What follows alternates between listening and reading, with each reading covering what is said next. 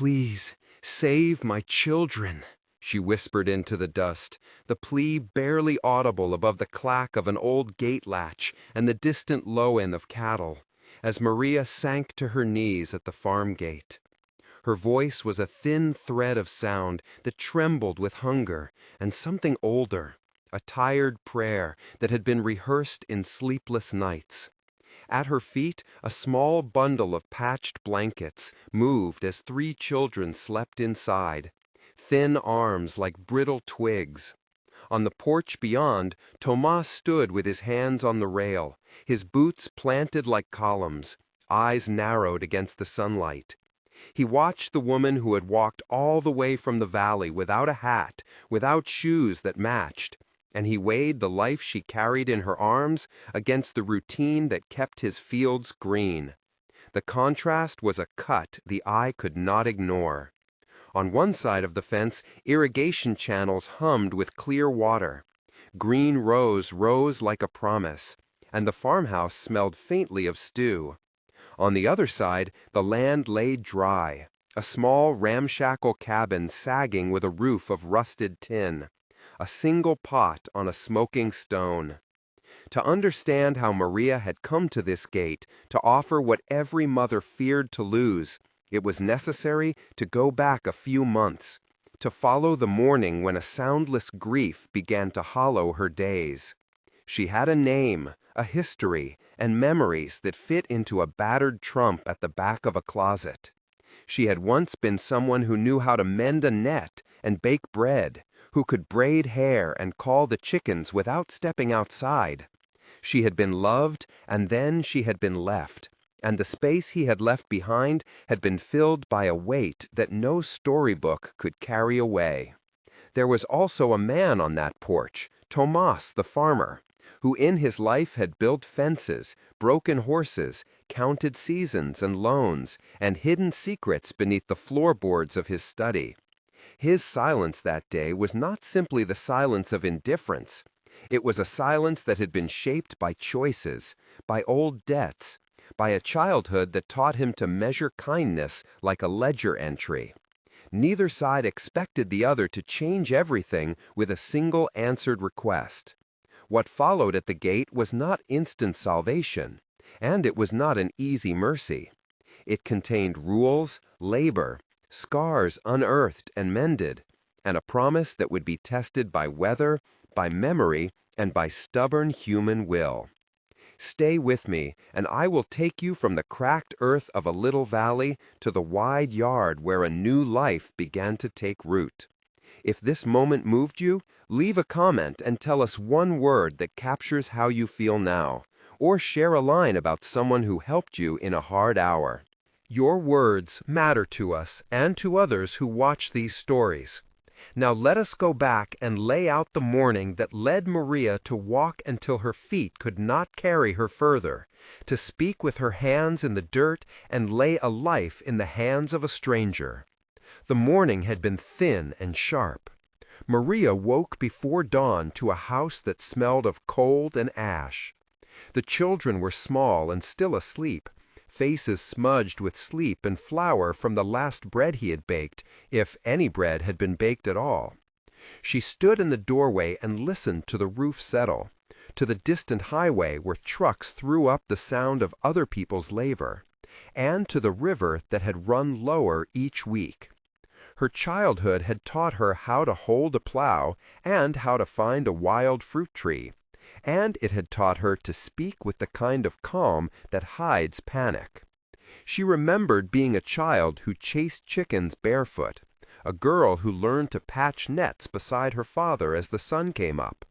Those early lessons had made a woman who could coax life from poor soil, who could soothe a fever with an herbal compress, who could count the exact number of coins needed for a sack of flour. Later she met Eduardo, quiet and strong, who promised the kind of steadiness that looks for a life to share. They married under a small tree, guests bringing boiled yams and laughter. For years their life had been the music of small harvests, the bruised joy of a child learning to swallow a bowl of soup, the hush of a baby that can finally sleep through the night. Then work died for Eduardo. A tractor broke down. A loan was called in.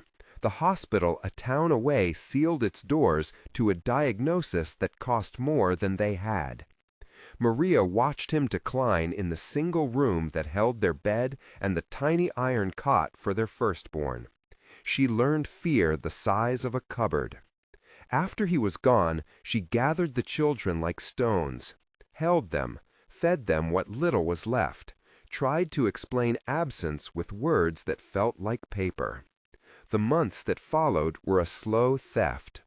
Rain that had once arrived on schedule stopped answering the fields.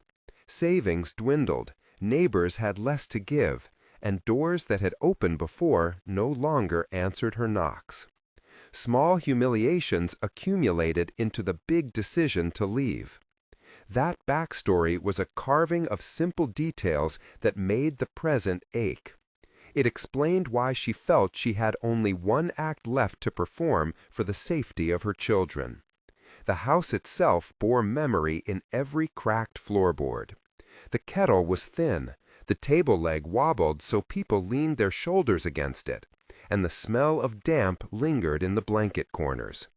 The children, Maria would say later, slept so soundly that it was harder to wake them than to watch them. The last days had been a lesson in what a household could lose without anyone noticing until hunger began to speak in the voice of the smallest child. She tried finding work at the town bakery, where Beatrice sometimes handed out leftovers. She helped Anna, the seamstress, mend shirts and patch collars for a small fee. She fetched water for old Jorge at the churchyard, but the payments did not cover what they needed.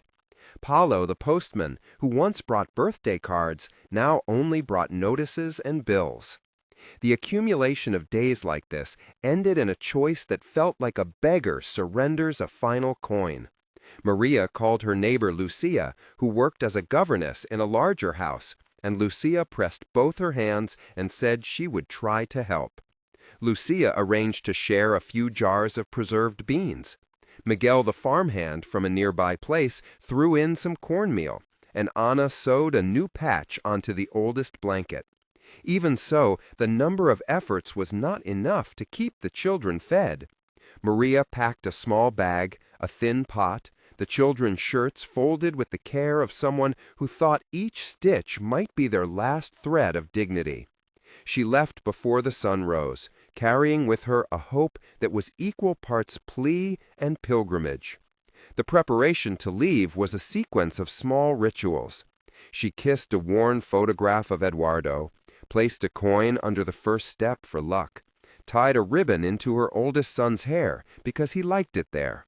She whispered to each child, "Stay brave," and practiced the way she would speak at the gate so that fear would not crack her voice. She remembered a church hymn her mother used to hum, the kind that held sadness in its melody and made it something shared, a warmth that could be spoken about later like a debt paid forward. The walk itself was an ordeal that sharpened senses. The road rose like a spine through scrubland, the sun pricking at the back of her neck, dust tasting like iron on her tongue.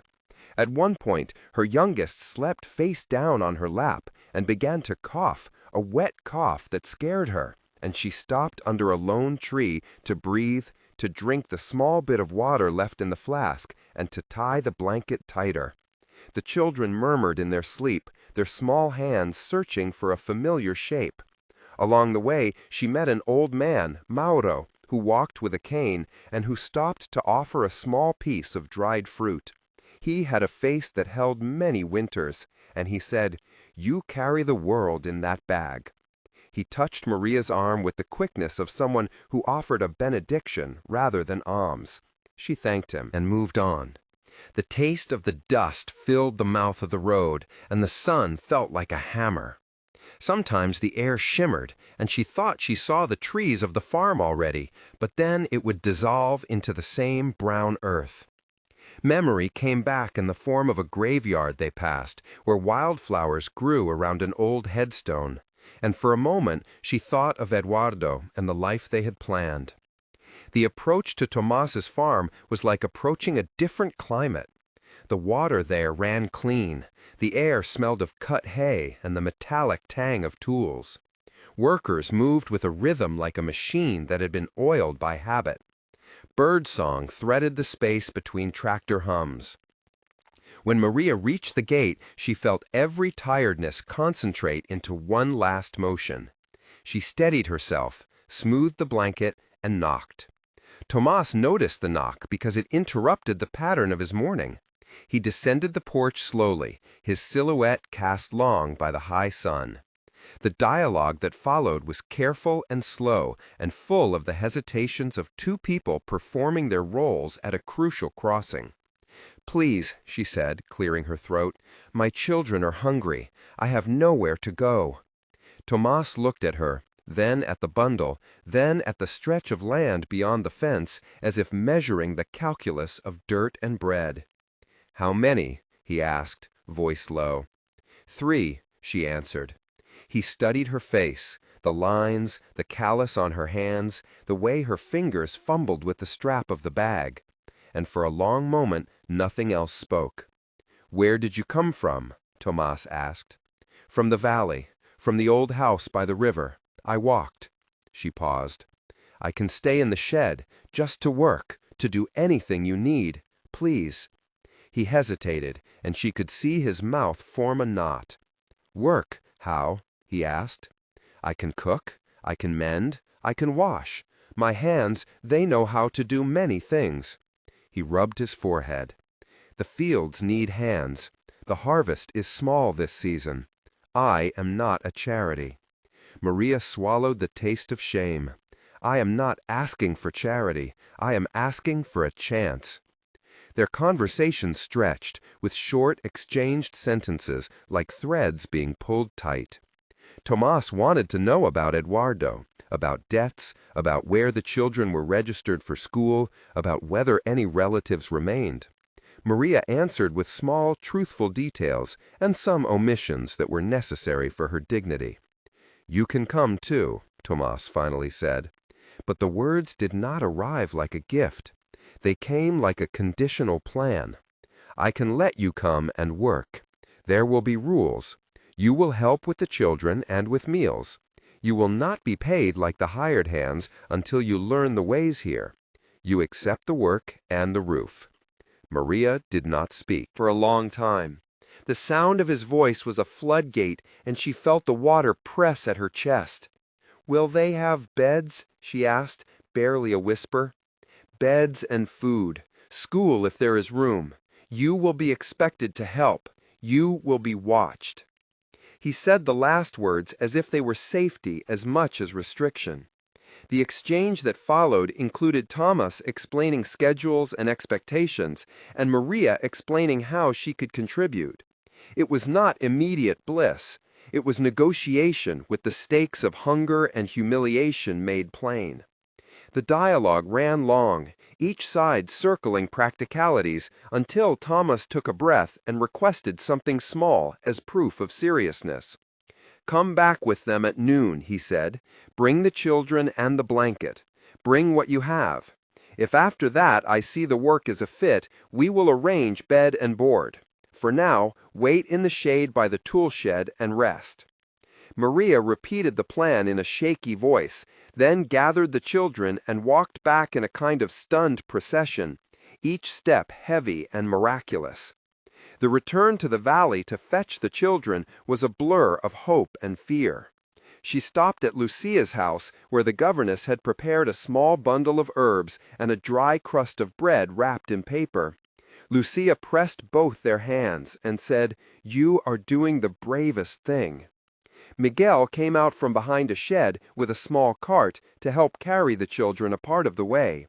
Beatrice offered an extra blanket and whispered a prayer. Paulo, the postman, wrote down the farmer's name and promised to keep an eye out. On her way back, the children woke slowly and blinked at her like little animals uncertain of daylight. She soothed them with a tenderness that had not been given, and they rose, stretching into the light with a trust that almost broke her resolve. The trip back to the farm gate felt longer. Her breath shortened in the midday heat, but the outline of the farmhouse was steadier now, a promise she could almost count on. The arrival at the farm for the second time was more frantic than the first. Tomas stood waiting with Lucia near the porch and Miguel with the cart. Sarah, the local nurse, had been summoned by Lucia to be on hand to check the children. The scene became more than a private negotiation. It turned into a communal triage. "How are they?" Tomas asked, as the youngest was lifted from the blanket. "Their skin is thin like paper," Sarah said, examining the children with practiced efficiency.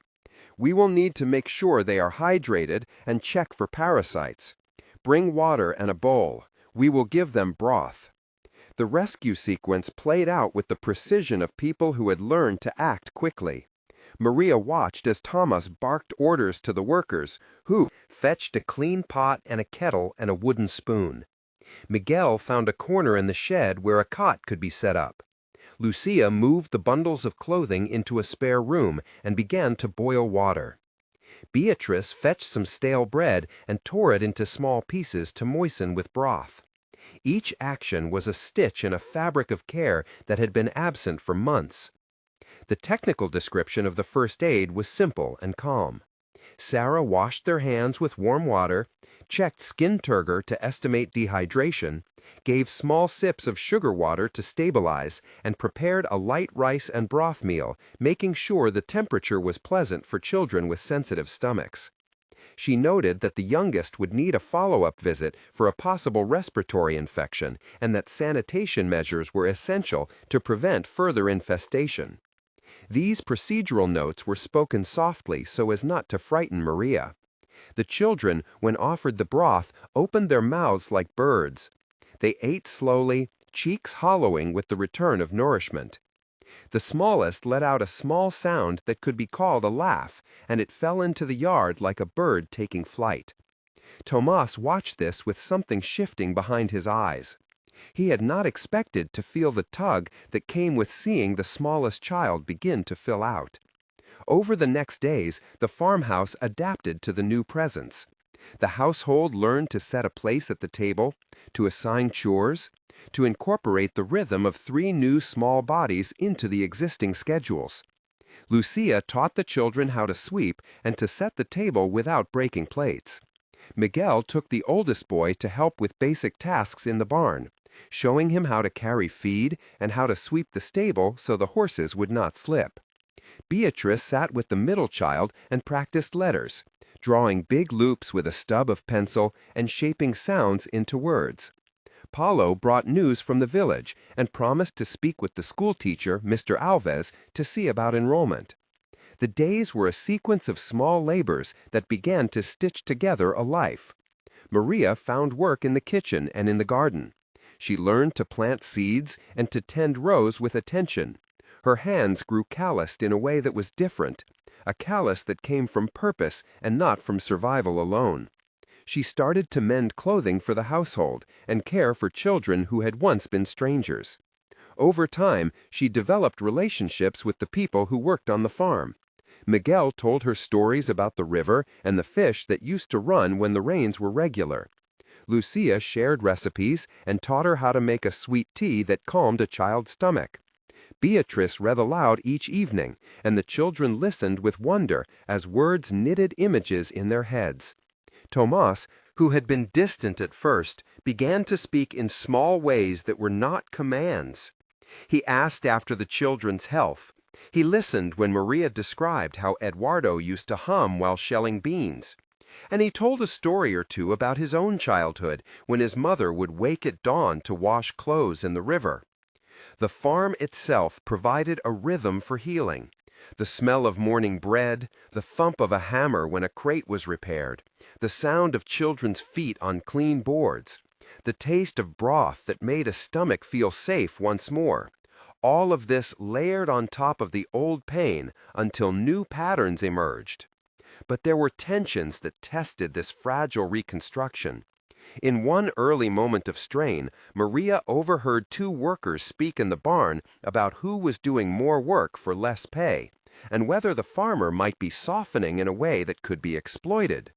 The words reached her ears like stones. She felt suddenly ashamed and wondered whether she had traded dignity for charity. The conflict was quiet and corrosive, and it required a conversation with Tomas that felt like stepping into a field of thorns. "Do you think we should be paying them more?" Maria asked one afternoon as they stood at the vegetable patch. "I do not decide wages lightly," Tomas answered, "but I will not allow anyone to be exploited here. You are family of sorts now, and you will be treated fairly." Maria wanted more than shelter. She wanted to be treated with respect. Tomas seemed to understand that this was part of his duty now, and he made practical adjustments, convincing the foreman to redistribute tasks and to ensure that Maria did not bear the worst chores alone. This moment of tension lasted like a low tide, and it forced both of them to set boundaries and to articulate values.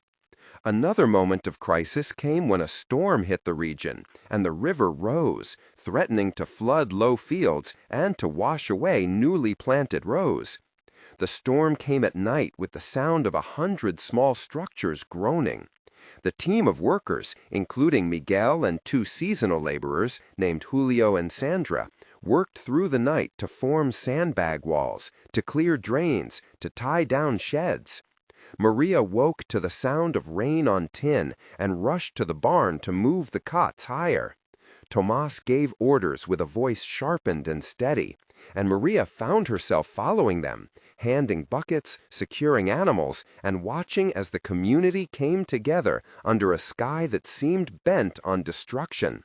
They lost a row of seedlings and a small shed, but they prevented worse damage, and the shared labor after the flood deepened the bonds between people who had once been strangers.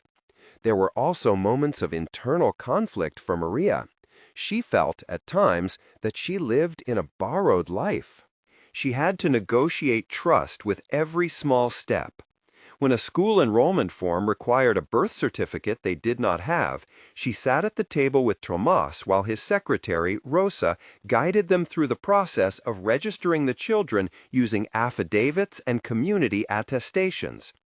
The bureaucratic struggle was small and tedious, and it took 2 days, but it mattered because it signaled a move toward stability. During this period, each character came alive with small actions that anchored the story. Lucia continued to wash bedding with careful hands and to teach herbal remedies to Maria. Miguel taught the oldest boy how to mend a fence post and how to whistle to call the horses. Beatrice visited the children with a tattered children's book and read them stories. Paulo delivered small packages and news on his route and kept an eye on the family. Sarah made regular visits and kept detailed notes on the children's growth and vaccination schedule. Rosa, the secretary, handled paperwork and smiled at the children when they arrived at the farmhouse office. Julio and Sandra, seasonal workers, helped with the harvest and grew fond of the children who offered them make-believe games in the barn courtyard. Each of these named people had an action that mattered and was described in particular detail so the listener could feel their presence as more than background. Tensions continued to simmer in private ways. There was a scene where an older laborer accused Maria of being too soft with a horse that had been stubborn and nearly thrown its rider. "You are not ready for that," he said sharply. Maria responded with a fierceness that surprised herself. "Teach me then," she replied.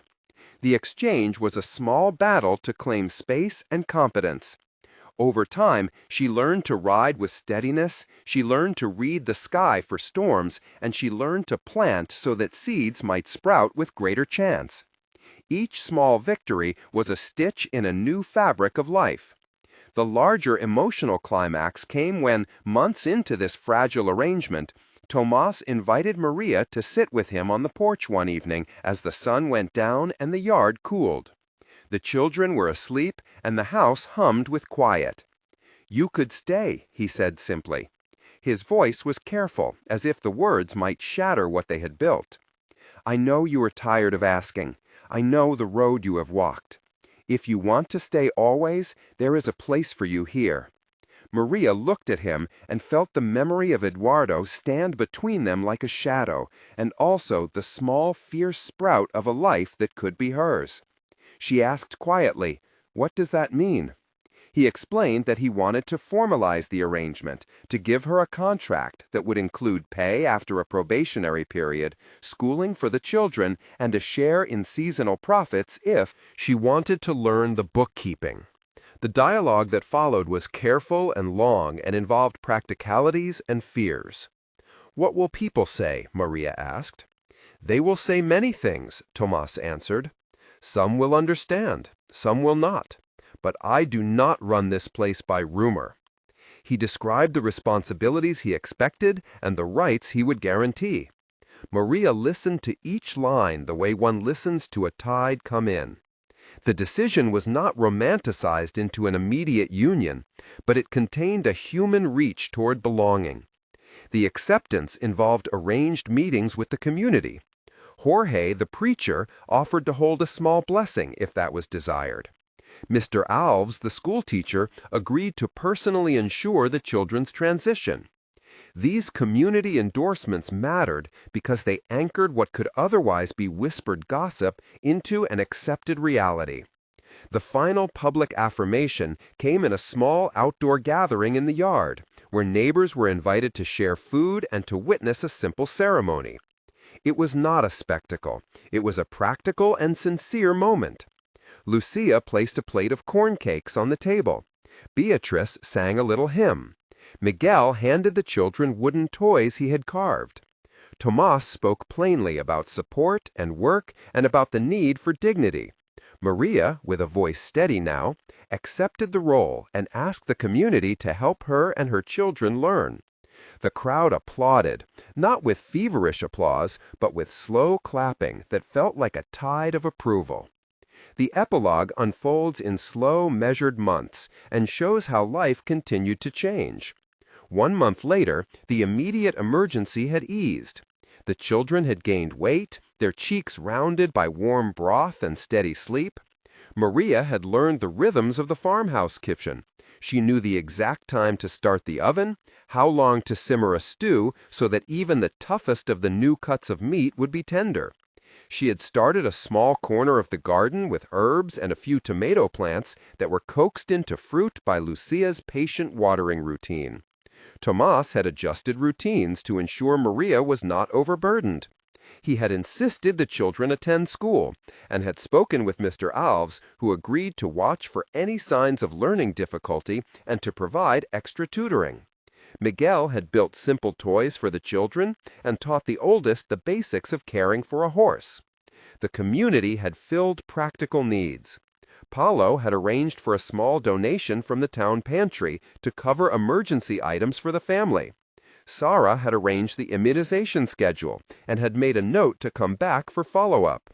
The social fabric began to reinforce itself with small acts of generosity that left nobody in debt. 3 months later, the family had moved from fragile survival to the first phases of stability. The crops planted in the spring had begun to show promise. The children had new shoes and a routine that included school and chores and play. The oldest had learned to fetch the water without spilling, and he had learned to count seeds and to recognize the names of tools. Maria had taken on more responsibility in the bookkeeping of small household expenses, learning to keep receipts and to note down orders.